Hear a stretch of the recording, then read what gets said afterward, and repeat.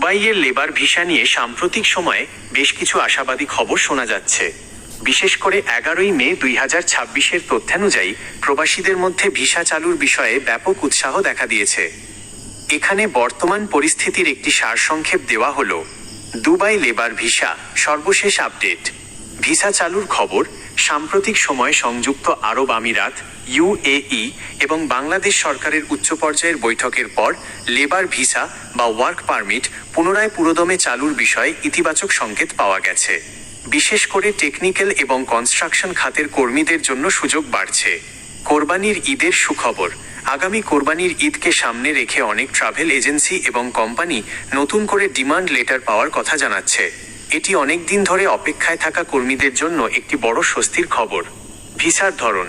বর্তমানে freelance visa এবং পেশাদার প্রফেশনাল ভিসার পাশাপাশি সাধারণ লেবার বা সাধারণ শ্রমিক ক্যাটাগরিতেও ফাইল জমা নেওয়ার প্রক্রিয়া সহজতর করা হচ্ছে বলে খবর পাওয়া যাচ্ছে। গুরুত্বপূর্ণ কিছু তথ্য যা আপনার জানা প্রয়োজন। সতর্কতা। ভিসা চালুর খবরের মাঝে অনেক সময় ভুয়া দালাল চক্র সক্রিয় হয়ে ওঠে, তাই কোনো লেনদেন করার আগে অবশ্যই রিক্রুটিং এজেন্সির বৈধতা যাচাই করে নেবেন।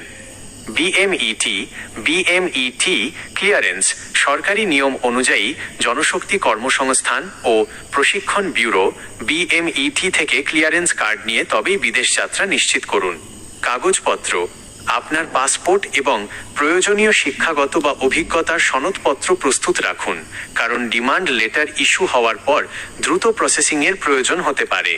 আপনি কি কোনো নির্দিষ্ট এজেন্সির মাধ্যমে আবেদন করেছেন নাকি নতুন করে আবেদন করার কথা ভাবছেন?